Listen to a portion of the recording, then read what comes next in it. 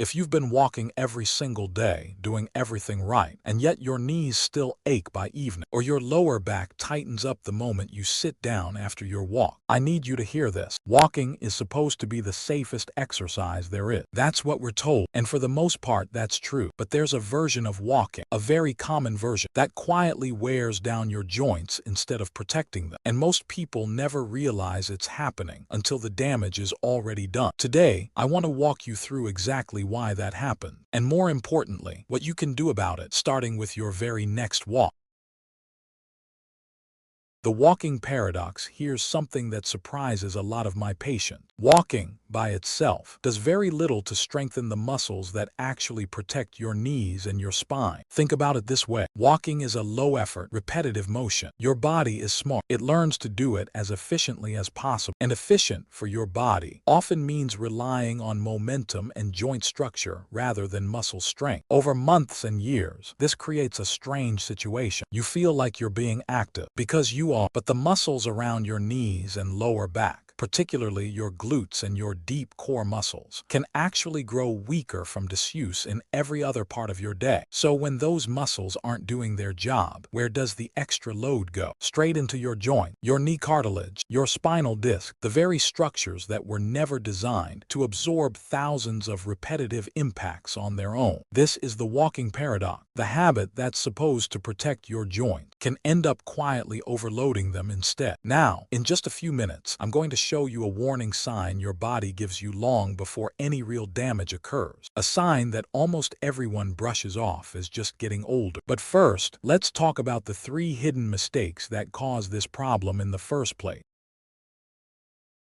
Mistake 1. The shoes you trust the most. Your walking shoes lose most of their cushioning long before they look worn out. Somewhere between 3 and 500 miles, depending on your weight and stride. The foam inside your shoe compresses and stops absorbing shock the way it used to. Here's the tricky part. The outside of the shoe still looks perfectly fine, so you keep wearing them month after month, while every single step sends a little more impact straight up through your ankle, into your knee, and up into your lower back. If you can't remember the last time you replaced your walking shoes, that alone could be a meaningful piece of this puzzle. Mistake 2. The overstride. For years, people were told that longer strides mean a better workout. Reach further with each step. Really stretch out those legs. It sounds efficient. It sounds athletic. But when your foot lands too far out in front of your body, your leg acts almost like a brake with every single step. That braking force travels directly through your knee joint. And it also causes a small, repetitive jolt through your lower spine as your body absorbs the impact. A shorter, quicker stride with your foot landing closer underneath your hips dramatically reduces this braking force. It might feel less impressive, but your joints will thank you for it, walk after walk, year after year. Mistake 3. The muscles you forget about. This is the one I see most often in my practice. Your glutes, the muscles in your backside, are supposed to be the primary stabilizers of your hip and knee with every single step you take. But if you spend most of your day sitting, whether that's at a desk, in a car, or relaxing in the evening, those glute muscles slowly become what we call underactive. They're still there, they just stop firing properly. When that happens, your knee often drifts slightly inward with each step, a pattern we sometimes call knee valgus. It's subtle, you'd never notice it just by looking, but repeated thousands of times over a single walk, and thousands of walks over the years, it places uneven, accumulating stress on the inside of your knee joint and pulls on the muscles supporting your lower back.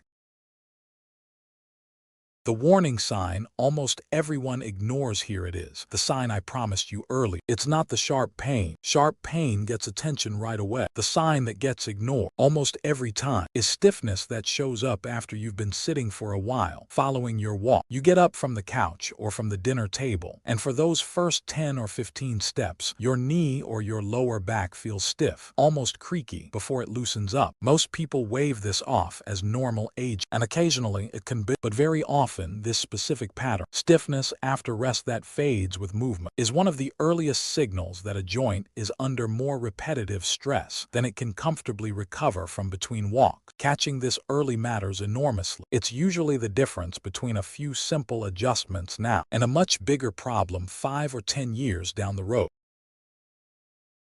What you can actually do starting today, I want to leave you with something practical, not just information. First, replace your walking shoes on a schedule, not based on how they look. If you walk regularly, plan on new shoes roughly every 4 to 6 months. Second, shorten your stride slightly and let your foot land closer to your body rather than reaching far out in front of you. It will feel unusual for the first few walks. That's completely normal. Third, give your glutes a reason to wake back up. You don't need a gym membership for this. 2 simple sessions a week, even just 15 minutes, focusing on your hips and glutes, can retrain these muscles to fire properly again during your walk. Bodyweight squats, gentle hip bridges, and side-lying leg lifts are an excellent low-risk place to start. Fourth, pay attention to that stiffness after rest pattern we just talked about. If you notice it consistently, that's a good moment to check in with a physical therapist or your doctor before it becomes something bigger. Catching it early almost always means an easier fix. And finally, don't stop walking. Please don't hear this and think walking is the enemy. The goal here isn't to walk less. It's to walk smarter so that the habit that's supposed to protect you for decades actually does. Take care of those knees. Take care of that back. And I'll see you in the next one.